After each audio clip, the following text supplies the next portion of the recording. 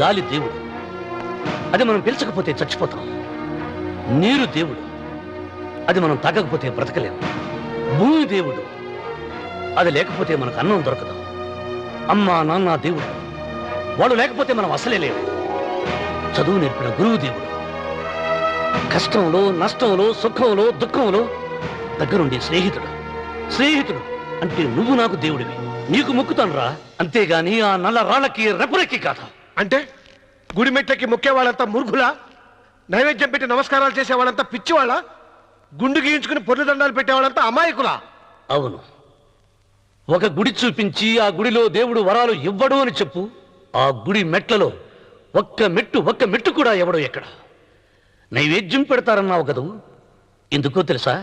పెట్టిన క్షీరాన్నాలు దద్దోజనాలు పులిహోరాలు మనం మెక్కుతామని తెలిసి, అదే దేవుడు తింటాడని తెలిస్తే శనగ చెక్క ఒక బెల్లపు ముక్క